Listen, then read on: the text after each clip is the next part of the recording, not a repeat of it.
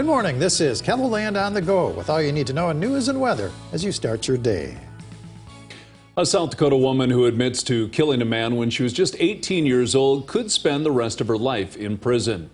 Joni Finneran is expected to plead guilty to second-degree murder for the death of a Manderson man in 2020.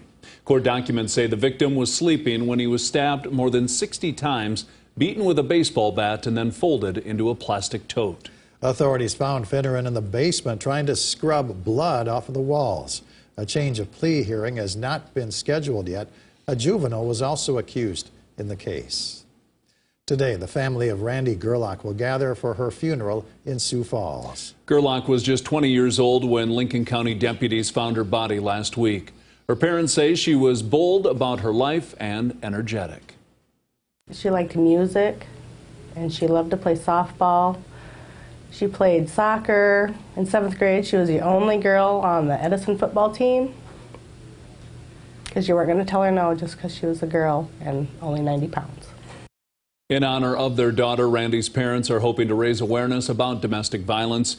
You can find out how right here on KELOLAND.com. Joe Beaver's family agrees with the conclusion of a letter issued by South Dakota Secretary of Public Safety that Jason Ravnsborg is unfit to hold the office of Attorney General. Greg Price's letter says the law enforcement investigation into the crash that killed Beaver back in September of 2020 was objective and fair. The letter also says that Ravnsborg was stopped for traffic violations at least 8 times and was driving a state vehicle in 6 of those stops. I drive all the time. I don't get picked up like that. I don't know what he's doing that he's getting picked up.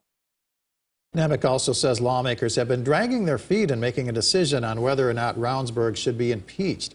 Nemec says that decision could have been made a year ago.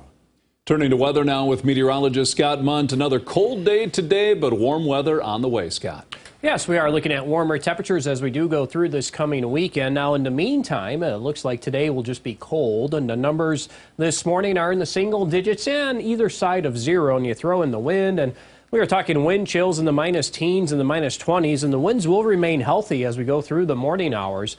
From the north and northwest, around 15 to 25 miles per hour. As you do see the wind chills in the minus teens and 20s. And it looks like we'll try to get these temperatures today in the teens and 20s for afternoon highs. But warmer weather is ahead, and Brian will talk more about that in a couple of minutes.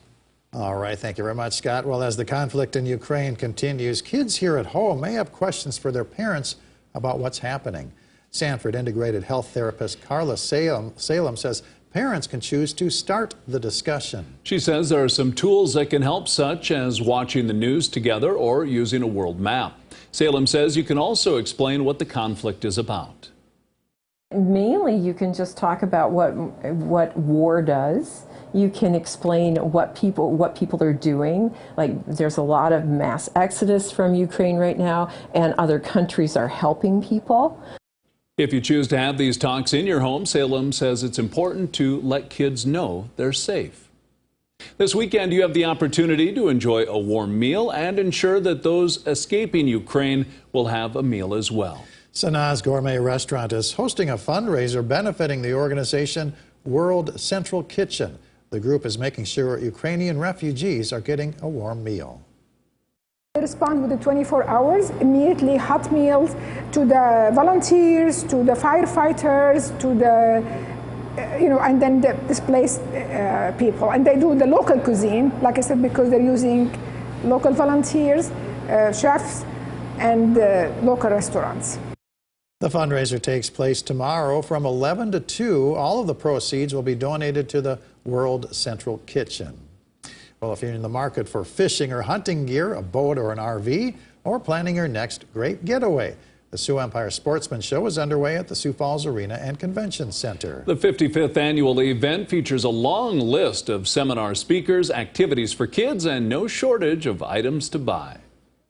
We're probably going to have between 300 and 400 exhibitors, anywhere from people sell, resorts, lodges, boat dealers, camper and RV dealers. We pretty much use all the arena, all the convention center, and the pre-function area. Every square feet we get, we use. The Sportsman Show resumes today at noon and continues through Sunday.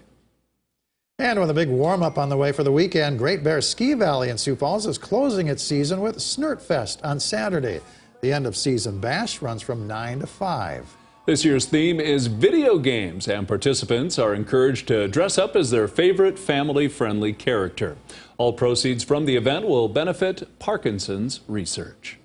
That's a look at some of our top stories. Now let's get one last look at your weather with meteorologist Brian Karstens. Brian? All right, weather today. Well, just plain cold out there. That northwest wind adding to our wind chill values. Sisseton is going to struggle to hit 5 for a high temperature. Sioux Falls probably gets close to 20. And folks in central KELOLAND, a couple degrees either side of 20 for a high. Tonight, we have an opportunity to see some sub-zero lows, parts of the east, although I do think that will be short-lived because we'll pick up a southerly and a southwesterly wind tomorrow morning, East River. And boy, these temperatures really start to climb in central and western South Dakota quickly. And that'll be the start of a trend that goes into Sunday. Really much of next week still looking pretty good overall here as we get rid of the cold and say hello to some above normal temperatures in the extended forecast. And that's really coming up in your 7-day. Let's start with today. High temperature of 15 Mitchell, 8 above in Watertown and 15 there in Aberdeen. Lows tonight, sub-zero, especially Mitchell and Brookings. Sioux Falls in town, maybe not quite as cold, but still plenty chilly tomorrow morning. And then look at this, 56 tomorrow in Pierre, 49 Chamberlain, 40 in Mitchell.